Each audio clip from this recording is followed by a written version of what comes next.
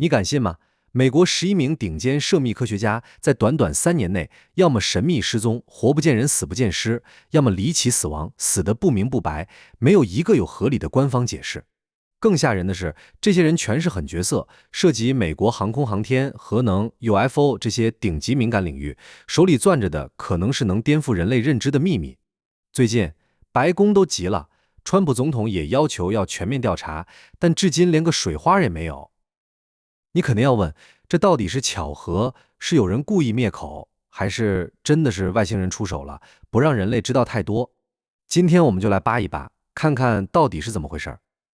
先给大家捋个大概，这11位科学家时间跨度从2023年到2026年，至少涉及3个顶级机密机构：美国空军研究实验室 AFRL、NASA 喷气推进实验室 JPL、洛斯阿拉莫斯国家实验室 LANO， 研究的全是核武、UFO、反重力这些常人碰都碰不到的领域。其中5人神秘失踪，6人离奇死亡，死亡方式五花八门，枪击、溺亡，还有些连死因都不公开。最诡异的是，他们的消失和死亡全透着一股说不出的怪劲儿，没有挣扎痕迹，没有明确动机，就像人间蒸发，凭空被杀一样。先从最近最火的一个说起，就是那个被称为 UFO 守门人的男人威廉·麦卡斯兰。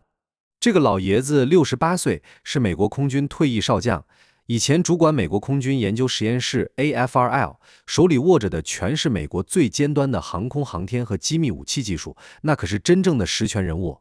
但真正让阴谋论者盯紧他的，不是他的少将身份，而是他另一个不为人知的头衔 UFO 界的守门人。啥意思？说白了，所有关于 UFO 的军方报告、外星人接触档案，甚至传闻中最神秘的罗斯威尔事件的真相，都得经过他或者他手下的人才能被接触到。你说他知道的得多吓人？重点来了，2026年2月27日，他从新墨西哥州的家里出门，家人说他就带了个钱包和一把手枪，手机没带，连每天必须吃的处方药都没带。朋友们，一个68岁的老人离不开药，出门连手机都不带，这合理吗？换作是你会这么做吗？更离谱的是，警方动用了无人机、警犬、直升机，把方圆几十公里搜了个底儿朝天，连一片衣角、一个脚印都没找到。一个退役少将，身经百战，就这么凭空消失了，活不见人，死不见尸，至今没有任何消息。你琢磨琢磨，这能是简单的失踪吗？是不是有人不想让他说出某个秘密？他是不是被人安排失踪了？甚至他被外星人带走了？这里得补充一下 ，AFRL 到底是啥？美国空军研究实验室的简称，负责美军所有航空航天武器系统的研发，包括那些传说中的黑科技项目，比如反重力飞行器、隐形战机，全是他们搞出来的，水深得很。说完失踪的，再说说死得更离奇的。第一个就是 NASA 的女工程师莫妮卡·雷扎，60岁，是 NASA 喷气推进实验室 JPL 的主任级工程师，那可是顶尖中的顶尖。他有多牛？他发明了一种用于火箭发动机的镍基合金，名字就叫 Mondaloy， 直接用他的姓氏命名。简单说，没有他发明的这种合金，美国某些型号的火箭根本飞不起来，太空探索都得卡壳。你说它重要不重要？2025年6月22日，他和朋友去加州安吉利斯国家森林徒步，本来好好的，朋友说想拍张照，就转身去拿手机，也就几秒钟的时间，回头一看，莫妮卡没了。没有呼救声，没有打斗痕迹，连脚印都没有偏离步道，一条常走的小路，一个大活人，就这么在几秒钟内人间蒸发了。警方出动了几百人的搜救队，还有无人机、热成像仪，把整个森林翻了个遍，别说人了，连一根头发都没找到。朋友们，几秒钟啊，人为绑架根本做不到，速度太快了。你说这会不会是传说中的瞬间传送技术，还是说它被某种未知的飞行器直接吸走了？想想都觉得毛骨悚然，对吧？这里要跟大家说说这个 NASA 喷气推进实验室 JPL， 是 NASA 旗下最核心、最牛的机构，专门搞深空探测和推进技术研发。我们知道的火星车、木星探测器全是他们研发的，手里掌握着最顶尖的太空技术，接触到一些未知的东西也很正常吧。第三个还是失踪，但比前2个更诡异，他叫史蒂文·加西亚，48岁，身份更敏感，是美国核武库相关的政府承包商人员。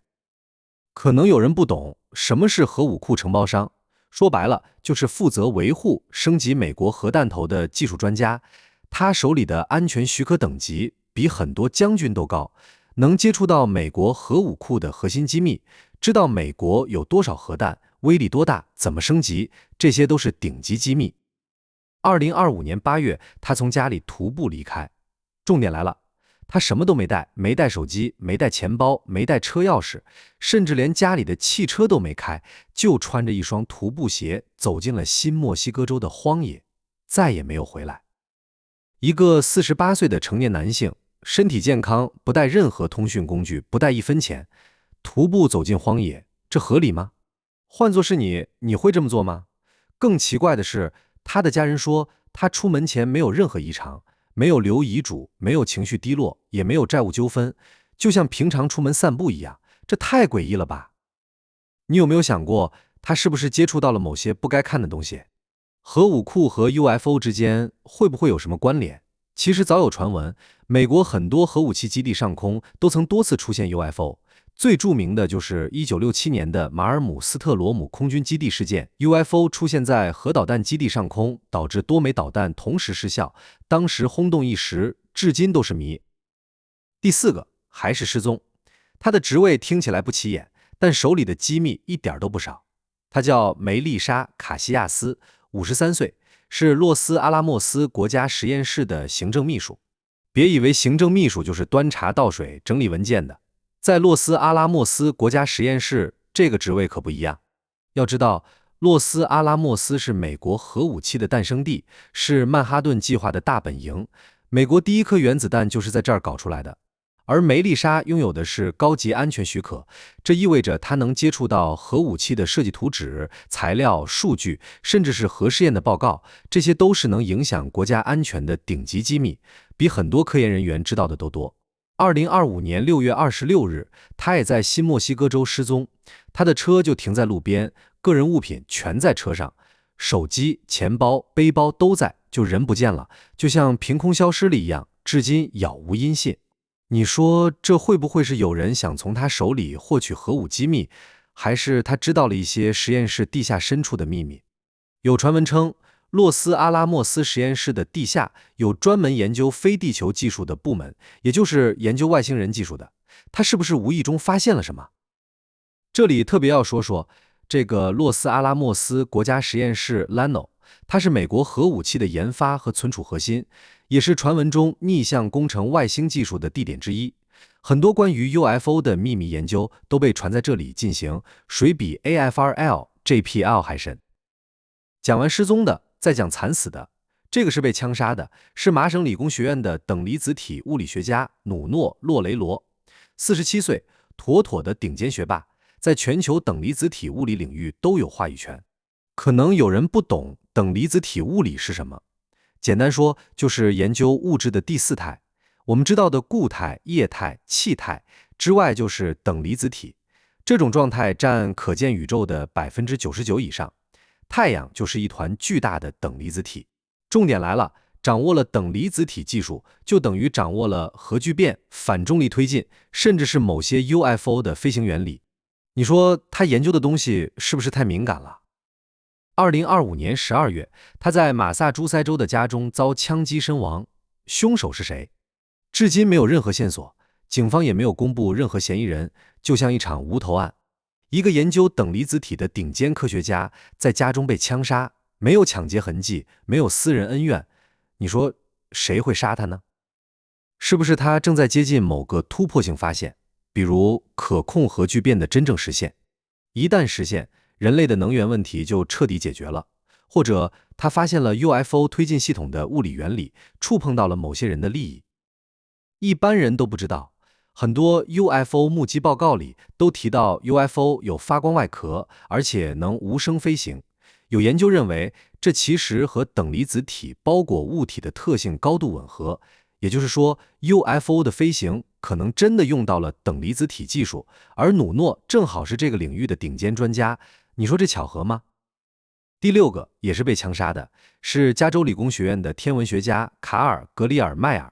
这个人，我前几天在《月球神秘闪烁事件》这期节目讲到过他，有兴趣的可以去翻看一下。他67岁，研究小行星和银河系结构，听起来好像和军事 UFO 没关系，对不对？但你仔细想想，谁最关心小行星的轨道？是 NASA 的行星防御项目。卡尔就是这个领域的专家，负责监测所有靠近地球的小行星，防止小行星撞击地球。听起来很普通，但背后可能藏着大秘密。2026年2月16日，大白天的，他在加州乡间的自家门廊前被人一枪打死。光天化日之下，凶手明目张胆，杀完人就跑，至今没有任何线索。一个研究小行星轨道的天文学家，无冤无仇，谁会杀他？是有人不想让他发现某颗特殊的小行星，还是他看到了不该看到的天上之物？有传闻称，有些 UFO 会伪装成小行星，躲避人类的监测。卡尔是不是发现了某个不是小行星的小行星？又或者，他计算出的某个小行星轨道指向了不该被公开的外星来源？想想都觉得细思极恐。这里要说一下，美国有专门的部门负责监测所有靠近地球的近地天体，也就是小行星，而很多 UFO 目击事件被官方归入未知空中现象 UAP， 看似无关，但其实可能有着千丝万缕的联系。毕竟天上的东西谁也说不准，对吧？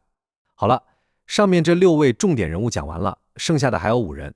这里面有神秘失踪的，也有离奇死亡的，有2位是 LANIL 的核科学家，分别在2024年和2025年离奇溺亡，就是淹死了，现场没有任何挣扎痕迹。官方说是意外，但谁信呢？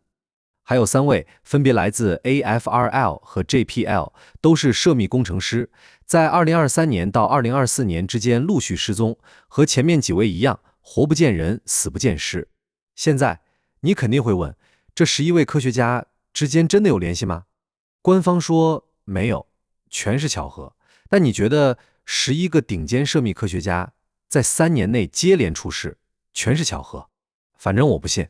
阴谋论者给出了4种猜测，每一个都让人后背发凉。你听听，哪个最有可能？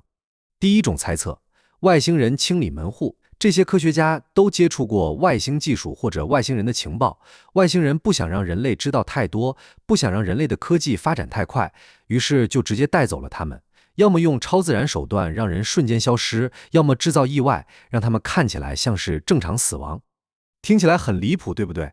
但莫妮卡几秒钟就消失，怎么解释？人为根本做不到啊，是吧？第二种猜测，军方或情报机构的灭口。这些科学家知道的太多了，比如美国其实早就掌握了 UFO 的逆向工程技术，甚至已经研发出了反重力飞行器，只是一直瞒着公众。为了防止这些秘密泄露，他们就被安排成了失踪或者意外死亡。你想想，威廉少将不带手机出门，是不是有人提前约他见面，故意让他不带通讯工具？那些被枪杀的科学家是不是因为要泄密才被灭口？第三种猜测，他们接触了不该接触的东西。这11位科学家可能都在秘密研究同一个项目，比如某种非人类来源的技术，也就是外星人的技术。在研究过程中，他们触碰了某种未知的防护机制，导致自己被消除了。听起来像科幻片，但你看看，等离子体物理学家被枪杀，天文学家被枪杀，全是研究和天上未知相关的领域，这也太巧合了吧？第四种猜测，他们被带走了，不是死了，而是被高等文明邀请或者劫持了。莫妮卡几秒钟消失，是不是被外星人的光束吸走了？威廉少将失踪，是不是被传送到了另一个维度？他们的消失方式简直和科幻电影里外星人劫持的剧情一模一样，虽然离谱，但也最吸引人。你觉得有可能吗？